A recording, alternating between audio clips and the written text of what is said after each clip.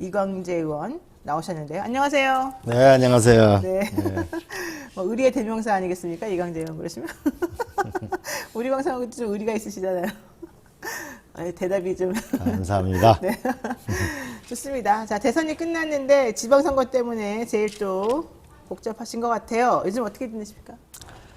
요새 외교통일위원장이잖아요. 이제 그 우크라이나 그 전쟁 때문에 지금 폴란드에 우리 고려인이 한 1,000명 정도가 발이 묶여 있어요. 아, 그렇군요. 그래서 제가 8일날 폴란드로 급히 가려고 하고 있죠. 아, 폴란드 가서 이제 또 모시고 오는 거예요? 어떻게 그렇죠. 되는 그럼 실태 조사를 하고 조사하시고. 특히 이제 피난을 왔기 때문에 여권 없는 분들도 꽤 그렇죠. 많이 있고요. 그렇죠. 사실 고려인이 전체적으로 한 50만 명 가까이 되는데 그분들이 사실 그 일제 강점기에 전부 러시아로 갔다가 사실은 굉장히 고통받는 분들이잖아요. 그렇죠. 또 그런 분들이기 때문에 우리가 확실히 보호를 할 필요가 있고 그래서 빨리 갔다 오려고 합니다. 다 독립운동 하시던 분들의 후손들입니다. 바로 그분들이. 아픈 역사죠, 우리. 네, 맞습니다.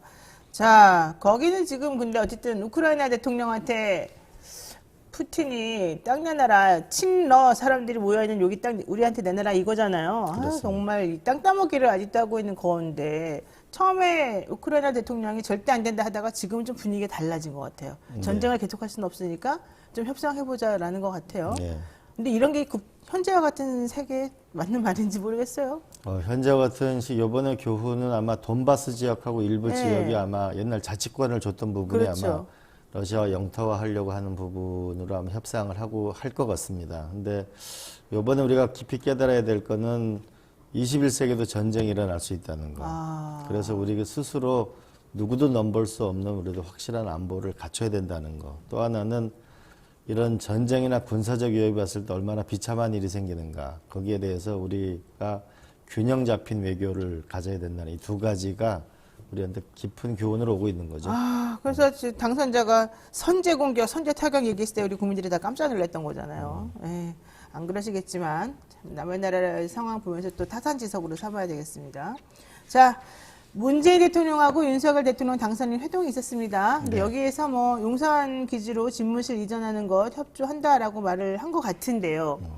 협조하겠다는 거는 사실 그냥 일반적인 얘기인 것 같고 더 중요한 게 정확한 이전 계획을 가지고 오면 협조한다 이렇게 우리가 지금 얘기가 들리지 않습니까? 뭡니까? 협조가 중요합니까? 정확한 이전 계획 먼저 가져오는 게 중요합니까? 일단은 그 이전을 할 수 있는 그 협조를 한다고 했으니까 팀을 빨리 짜야 되겠죠. 네네. 인수위하고 현 정부하고 팀을 짜가지고 국가 안보 문제나 그다음에 경호 문제 등을 해가지고 실무 협의를 해가지고 추진을 해야 되겠죠. 네네. 그래서 다만 이제 추진을 하게 됐을 경우에 이게 이제 한미 정상회담이 곧 있을 예정이거든요. 네. 그럼 이건 어디서 할 건지 이런 것도 중요할 것이고 또 예산을 대략 한 590억 정도 얘기했는데 정말 이걸 초과하게 됐을 때 어떻게 될 것인지 더 본질적인 문제는 다음번 대통령 당선자가 내가 이 집에 안 살 거야 또 옮겨야 돼? 라고 하면 어떻게 할 것인지. 네. 그래서 이번에 차제 실무팀을 만들어서 착실히 우리가 이전 준비를 하는 것을 도와주고 또 한편으로는 법률적인 정비도 필요한 것 아닌가 네. 그런 생각이 듭니다. 그러니까요. 근데 이게 그러니까 아무것도 없이 게다가 이제는 거기다가 단독 보도 나왔습니다만 또 신축 뭐 해라 이렇게 나왔잖아요. 그 용산 쪽에다가 그러면 제가 청와대에 국정상황실장을 했었잖아요. 예, 저게 어때요? 사실은 이제 비서동도 있고 안보 관련돼 있고 참 일개 연대에 군부대가 있습니다. 그다음에 청와대 뒤편에 인왕산이라 그 뒷산 쪽에 사실은 대통령을 보호해야 되잖아요. 그렇죠. 그러니까 군사시설도 있고 우리가 모르는 시내의 빌딩 위에도 보호시설들이 있거든요. 사실 그런 것을 우리가 좀 체계적으로 하기 위해서는 우리가 각각 전산 전문가, 그다음에 경호 전문가까지 해서 네. 실무팀을 만들어서 어쨌든 당선자 의지가 있으니까 그거를 착실하게 우리가 협의해 나갈 필요는 있다고 봅니다. 그러나 이후 들어가는 예산은 아마 제가 볼 때는 훨씬 더 2003년도, 2002년도 제가 청와대에서 검토할 때 사실 그죠. 그때 이전 계획을 노무현 대통령이 세웠었는데 당시 돈으로 2,300억 원이었어요. 잠깐만요. 그러면 지금 벌써 10년이 20년이죠. 와, 네, 20년 그렇기 정도 때문에 됐네. 이게 옮기게 됐을 때 시간도 많이 걸리고 차라리 세종시로 그래요. 가자라고 그게 결정을 낫잖아. 했었는데 관습법법, 그때 헌법재판 헌재에서 못하게 한 그렇죠. 거죠. 그래서 못 가게 됐는데 생각보다 저는 예산이 많이 좀 들 것이라고 보고 빨리 그래서 협의기구를 만들어서 구체적으로 논의할 필요가 있다. 왜냐하면은 이제 바이든 대통령이 한국에 오면 도대체 우리가 평택 미군기지에서 만날 수도 없고. 네, 그렇잖아요? 어디서 만나요, 진짜? 그런 더군다나 4월 달에는 우리 북한에서의 약간의 그 핵과 관련된 모종의 움직임이 있을 수도 있고 그런 안보 불안이 정권 교체기 때 제일 중요하잖아요. 네, 그렇죠. 그런 부분까지 고려해서 저는 빨리 실무팀을 만들어서 협의에 착수해야 된다. 그래서 국민들이 불안감이 없어야 된다라고 생각합니다. 그러니까요. 자, 어쨌든 중요한 거는 그냥 인수위 처음 출범하면서부터 지금까지 계속 용산 얘기만 하는 거예요. 그럼 민생 현안이나 이런 건 어떻게 되느냐 이게 매우 궁금한데 뭐 코로나가 이제 사실은 이거는 당선자와 무관하게 코로나가 좀 정리가 되는 분위기이다 보니까 조금 경계심이 낮춰지는 건지 민생 또 다른 거에 대해서는 왜 이렇게 말들도 안 하고 그러는 건가요? 저는 좀 민생 문제가 심각하다고 보는데 우크라이나 전쟁이 장기화되면 우리가 지금 석유 값하고 가스 값이 폭등하고 있잖아요. 경유값도 끝내줘요. 네, 밀가루 값도 계속 오르고 있고요. 네. 이렇게 되면 결국 이제 물가 상승 압박이 오게 될 겁니다.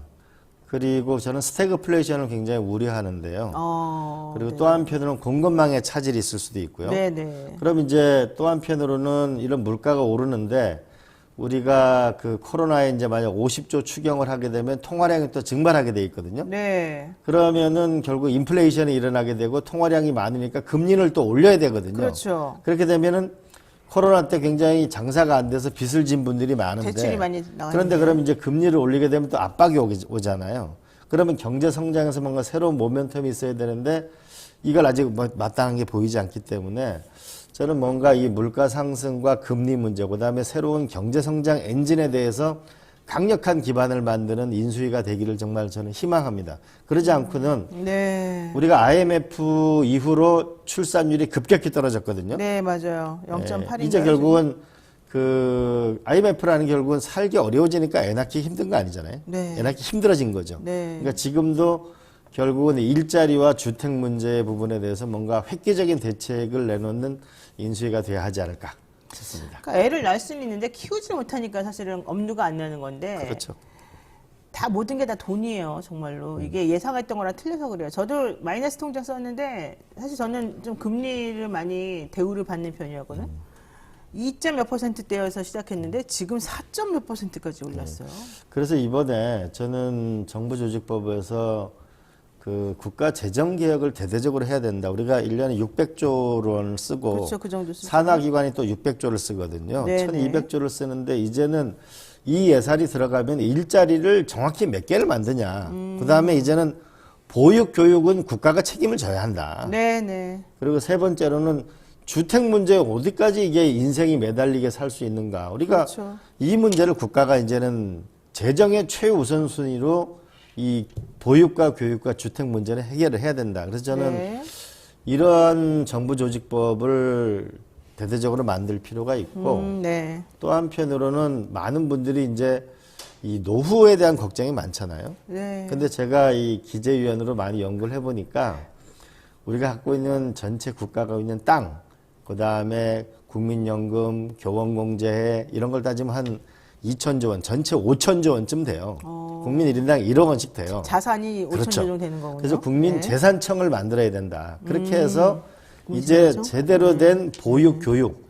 사실 이게 국방부 땅하고 행정부 땅 뭐 이게 분리돼 있지만 국민들은 사실 거기도 좀 공립 유치원을 원하는 거잖아요. 그렇죠. 그렇잖아요. 네. 어느 부처 땅은 의미가 없잖아요. 네, 맞습니다. 그래서 이제는 국가 재정의 물고 그다음에 국가가 갖고 있는 토지 그리고 공공 건물을 보육과 교육, 주택의 대대적인 것을 만들어내고 노후 불안이 없어야 된다.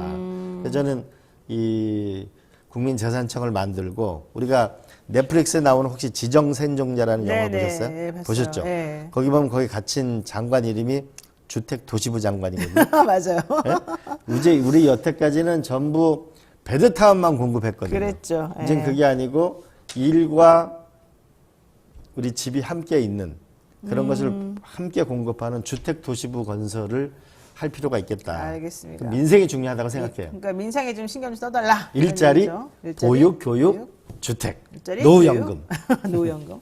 자, 그런데 그런 거 하려면 이제 새 정부 조직이 좀 잘 갖춰져야 되고 또 총리, 뭐 장관 인사청문회도 좀 잘 좀 해야 되고 이런 거 아니겠습니까? 그렇습니다. 자, 그러면은 가장 시급하게 딱 닥친 게 일단 총리나 뭐 장관 누구 할 건지 내각 만드는데 게다가 민주당이 또 여기에 대해서 얼마나 적극적으로 청문회를 또 잘 할지 이런 것들이 중요할 것 같은데 뭐 좀 생각하고 계신 게 있습니까?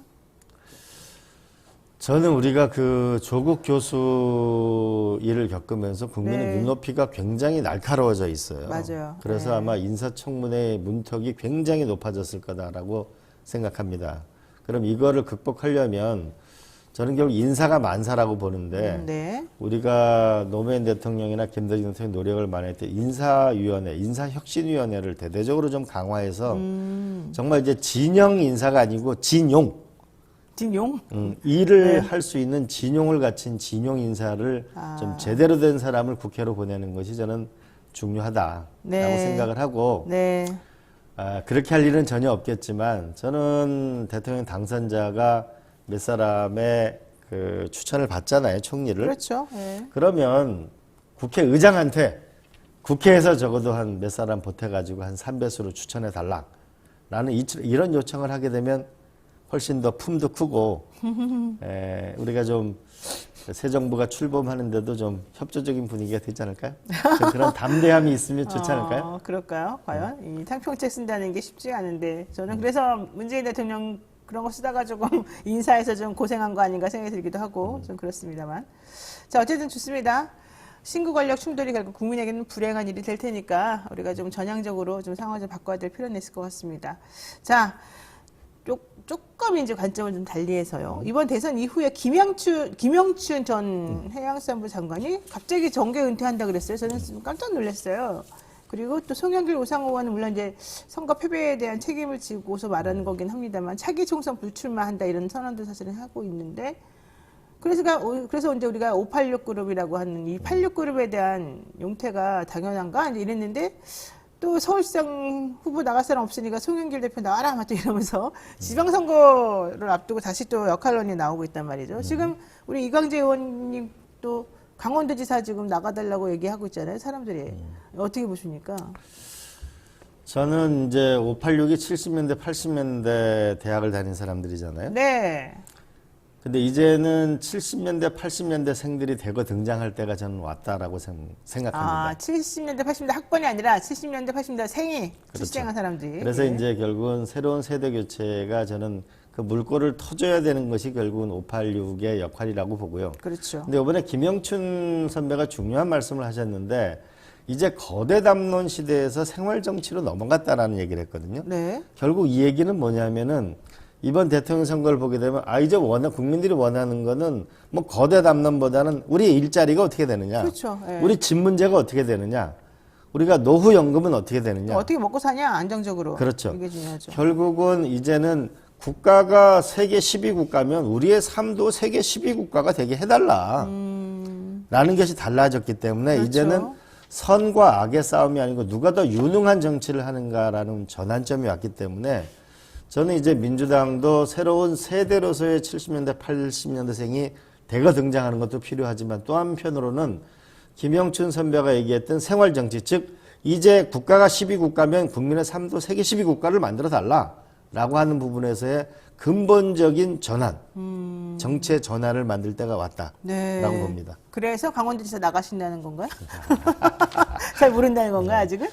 그 강원도민들이 저에 대해서 이제 보여주시는 정말 애정이 애정과 각별하더라고요. 기대는 정말 각별하신 걸 네, 좀 감사드리고요. 네. 은혜를 갚으려고 노력을 하는데요. 근데 두 분으로 갈라지는 것 같아요. 제가 가보면 도지사 나올 거예요. 그래서 어떻게 했으면 좋겠습니까? 그러면 네.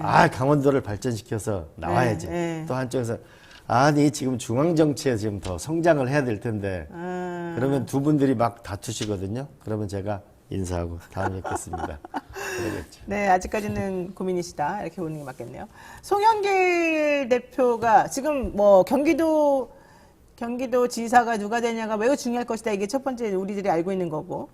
그러다 보니까 경기도는 지금 나가겠다고 서로 나가겠다고 하는 사람들이 좀 많은 걸로 알고 있죠. 근데 서울은 지금 중요한 이 서울은 다들 좀 포기하는 분위기 아닙니까, 민주당? 솔직히 말해가지고. 어떻습니까? 송영길 대표 나가라고는 하는데 송영길 대표가 뭐 내가 나가겠습니다 이렇게 지금 말하고 있지도 않을 뿐더러 우상호 의원도 좀 약간 중간에서 바람을 좀 넣는 것 같아요. 그러지 마라 이렇게. 어떻습니까, 솔직히? 일단은 저는 서울시에서 이번에 졌잖아요. 그러면은 하나는 후보를 내는 거는 우리가 좀 다양한 후보군을 서울 시민들의 여론을 듣고 여론조사를 기초로 논의를 하는 게 맞고, 그러나 그것 이전에 더 먼저 어떤 서울을 만들 거냐, 우리가 서울에서 왜 졌는가 네네. 라고에 대한 철저한 분석을 하고 죄송한 마음을 가지고 대책을 먼저 당이 만드는 것이 우선해야 된다. 그런 면에서 보게 되면 우리가 25개 구에서 11개를 이기고, 재밌는 거는 강남 지역에서 많이 지고 중산층에 사는 지역에 졌거든요. 네. 그 왜 졌는가라고 보게 되면 결국은 우리 볼 때 일자리의 이 불안한 문제를 앞으로 어떻게 해결할 거냐. 두 번째는 부동산 문제하고 세금 문제가 컸잖아요. 맞아요. 그렇지 않습니까? 네. 그리고 또 하나는 의료보험료가 이게 이 소득에 부과되게 하는 게 자산에 부과되니까 이것도 또한 세금으로 생각하는 경향도 있거든요. 아니 저는 진짜 그 얘기 꼭 하고 싶었어요. 나 지금 너무 내가 너무 열받아가지고 말하는데요. 네. 솔직히 제가 회사에서 의료보험 엄청 내거든요. 네. 그런데 이제 이런 방송한다고 방송 수입이 가외라고 하면서 또 의료보험료를 엄청 내요. 그렇죠. 50만 원 정도 돼요. 그러면 회사에서 내는 거 플러스 이거 플러스 엄청 나잖아요. 근데 더 황당한 건 어제도 집에 갔더니 100 몇십만 원짜리 의료보험 내라는 고지서가 또 몇 개가 와 있어요. 그래서 내가 왜 이러냐 도대체. 그랬더니 2017년도에 너 얼마 소득 있었으니까 그거 또 더 내놔라. 2018년도에 얼마 있었으니까 또 더 내. 이런 식인 거예요. 내가 병원에 3번 가는 것도 아닌데 네. 이거 어떻게 고쳐줄 수 없나? 그래서 저는 이렇게 생각합니다. 네. 이 부동산 문제에 대해서 우리가 공급을 기본적으로 하는 것 플러스 세금 부분에 대해서 우리가 선진국 미국처럼 이 재산세 제도의 전면적인 네. 전환이 필요하다는 점 하나 하고, 그다음에 또 하나는 이게 우리가 의료보험 문제도 우리가 부자들한테 세금을 뺏는 정당이 아니고 네. 우리가 결국은 샐러리맨은 100% 세원이 노출되잖아요. 그렇죠. 그러면 땀하고 땅하고의 세금은 어떻게 되는 거고 이 네. 조세 정의를 어떻게 만들 건가라는 또 하나는 우리가 주택 문제 때문에 많이 고민을 하는데 네. 박정희 대통령 시절에 강남을 만들었잖아요. 네. 노태우 대통령 시절에 일산이나 경기도를 만들었거든요. 김대중 대통령 시절에 인천을 만들었고 그렇죠. 네. 노무현 대통령 시절에는 혁신도시를 만들고 네. 해양도시를 만들었는데, 그러면 지금의 시대에 우리가 어떤 거를 만들어야만, 도시를 만들어야만 이 서울이 세계적인 도시가 되고 일자리와 주거 문제를 같이 해결할 수 있는가. 네, 네, 그렇죠. 그래서 제가 계속 주장하는 게 고려대학교하고 홍릉하고 경희대학교하고 외국에다 그 일대가 다 캠퍼스잖아요. 네. 그럼 시립대까지 여기다 있어요. 대학 도시를 만들면 네. 그러면 거기에 주거와 일자리가 함께 생기는 또 하나의 판교를 만들 수가 있고, 저쪽 마곡 일대하고 김포, 광화, 일산 이쪽에 다리만 몇 개를 놓게 되면 우리가 네. 또 하나의 서부를 만들 수도 그렇죠. 있잖아요. 네. 그렇게 해서 뭔가 우리가 민주당이 국민들이 걱정하는 일자리 문제, 그다음에 주거, 노후연금이나 이런 문제, 세금 문제에 대한 불안감에 대한 확고한 당의 방침을 변경을 하고, 네. 그리고 또 한편으로는 여론조사를 해서 어떤 후보가 적합한 것인지를 네, 네. 낼 때 국민들이 더 마음으로 민주당을 네. 이번에 대통령 선거가 졌지만 사실 서울은 항상 전통적으로 네. 민주당을 지지했잖아요. 네. 그러면 그것을 회복하는 마음에 더 가까이 가려면 네. 우리가 잘못한 부분을 민주당이 정책적으로 전환을 하면서 여론조사를 가지고 후보를 선택하는 게 좀 네. 국민들을 설득하기 좋지 않을까. 그렇죠. 그렇지 않을까요? 맞습니다. 네, 그리고요. 그래서 아까 네. 말씀한 의료보험 문제도 절대로 민주당이 의료보험을 뺏으려고 부자들 이런 게 아니고 무엇이 우리가 미래지향적인가라고 네. 하는 부분도 큰 틀에서는 논의될 때가 왔다라고 봅니다. 맞습니다. 그리고 저는 세금 체계 좀 고쳐줬으면 좋겠어요. 정말 불만이 그래서 많아요. 네. 중도인층들이. 좀 요 하나만 마지막으로 좀 정리하겠습니다. 김정숙 여사 옷값이 지금 엄청나게 시끄럽지 않습니까? 청와대에서는 전부 다 사비로 한 거다 얘기를 하고 있습니다만 또 한편에서는 아니 뭐 월급 얼마나 된다고 왜 거짓말해 막 또 이런 얘기를 해요. 왜냐하면 공개를 안 하잖아요. 근거를 그냥 사비로 합니다라고만 하고 있지. 이런 거 어떻게 돼야 됩니까? 저는 특활비를 지난번에 문재인 대통령께서 공개해야 된다고 했으니까 이거는 결국 법안 법원의 결정에 따라서 공개하라고 하면 공개돼야 될 거라고 생각하고요. 네. 그런데 그 이정도 비서관을 제가 조금 아는데 아주 철두철미한 사람이거든요. 네네. 그래서 빨리 진실이 밝혀졌으면 좋겠고 네. 특활비를 쓴 적이 없다고 하는 저는 그 말을 믿고 싶습니다. 근데 한편으로 좀 드는 생각은 네네. 우리 과거 논두렁식의 그 노무현 대통령 때 아픈 기억들이 있잖아요. 우리 이미지가 있어요. 네, 한번 보시면. 그리고 네. 그 노무현 대통령 시절에 저 아픔이 되풀이 되는 게 돼서는 안 되겠다. 근데 오바마 대통령이 네. 이런 일을 했습니다. 부시 대통령의 조사를 해보니까 이게 그 이라크 전쟁에서 고문과 관련된 부분이 약간 혐의가 어느 정도 드러나게 되니까 네. 그걸 오바마 대통령이 뭐라고 얘기했냐면은 네. 과거를 보지 말고 미래를 향해 나가자라고 해서 그걸 사면을 했거든요. 그리고 저의 개인적인 경험에 의하면 제가 청와대 국정상황실장이었는데 네. 정말 투서가 어마어마하게 들어왔어요. 아, 투서가. 네. 그래서 그걸 제가 정리해가지고 노 대통령한테 보여드리니까 이런 네. 일이 있습니다라고 하니까 노 대통령이 이러시더라고요. 야, 그거 조사하다가는 날 샌다. 우리가 지금 국가가 앞으로 해야 될 일이 얼마나 많냐 네, 라는 네. 말씀을 하셨는데 네. 저는 이 부분은 옷감 문제는 온 문제는 좀 진실이 빨리 밝혀지길 희망하고요. 그리고 또 네. 한편으로는 좀 이제 전임 대통령은 우리가 국민들이 뽑았던 대통령입니다. 네, 또 네. 현 당선자도 5년 뒤면 또 전임 대통령이 됩니다. 네. 그리고 이제 불행한 대통령의 역사는 이제 종지부를 찍었으면 좋겠습니다. 좋습니다. 지금 댓글창에요. 왜 댓글 안 읽어주세요? 이러면서 여러분들이 많은 얘기를 하고 계신데 그 중에 이렇게 모아지는 주제가 하나가 있습니다. 이거는 좀 신뢰가 될 수도 있어서 제가 사실은 읽어드릴까 말까 고민을 했었는데 이번 선거에 진 거는 소위 말하는 수박분들 때문입니다. 이런 취지의 얘기들이 쭉 있어요. 그러면서 이제 지방선거도 이런 식으로 할 겁니까? 앞으로 어떻게 할 겁니까, 민주당? 왜 우리 국민들이 열심히 했는데 민주당에 계시는 의원님들은 그런 걸 잘 안 해가지고 오히려 우리만 못했습니까? 이런 내용이 많이 있거든요. 요거 어떻게 마지막? 그래서 이런 문자가 지금 어마어마하게 왔잖아요. 받으시죠? 그래서 네, 박홍근 네. 의원을 원내대표를 했잖아요. 네, 그래서 박홍근 의원이 원내대표로 됐으니까 원내대표가 이 강원 전략을 잘 써야 되겠죠. 결국은 강한 야당이 된다는 건 국민의 지지를 받는 아주 강한 야당이 되는 거잖아요. 그렇죠. 예, 그러면서 우리가 할 일을 하면서도 국민의 지지를 받는 그 길이 이제 박홍근 원내대표가 됐으니까 예, 우리가 힘있게 밀고 가봐야죠. 네. 사실 좀 오해도 있는가 봐요. 사실은 이제 이런 실제 내부적으로 조금 서로 안 맞아요. 아무래도 이제 그 정치를 현장에서 하시는 분하고 네. 이제 상식으로 생각하면 야 172석을 줬으면 이거 그러니까. 화끈하게 한번 하지. 네. 근데 화끈하게 한번 하면 지지도가 뚝뚝 떨어지는 것도 있죠. 근데 또 한편으로는 이 개혁에 필요한 건 또 밀고 가야 되거든요. 그래서 제가 그렇죠. 생각하는 게 이런 겁니다. 이제 우리나라 국민투표법은 국가 안위에 관해서만 투표를 하게 돼 있습니다. 근데 그러지 말고 우리가 국가의 중대 사안이라고 할 수 있는 건 여야가 극한 대치가 있는데 국민들이 필요한 법이 있다면 지난번에 수술실에 CCTV가 무려 10년 동안 방치돼 있었어요. 네. 국민의 86%가 찬성하는데 네. 그러면 이제 스마트 민주주의 시대가 모바일 민주주의 할 때가 온 거 아니냐. 만약 국회에서 100명 이상의 국회의원이 원한다면 네. 우리가 500만 명, 1000만 명 여론조사 할 수 있는 거 아니에요? 그렇죠. 예. 그러면 그런 것을 국회로 보내면 국회는 표결에 강력한 영향을 미치잖아요. 네. 그렇잖아요. 저는 그래서 뭔가 이 국민들의 의사가 그때그때 반영되어지는 새로운 시스템. 다만 퍼퓰리즘이 아니고 전문가들이 제대로 여론조사를 설계해가지고 네. 모바일로 해가지고 우리가 1000만 명 이렇게 조사해서 네. 이렇게 하나하나 개혁 과제를 넘어갈 때 알겠습니다. 미래로 가지 않을까. 알겠습니다. 싶습니다.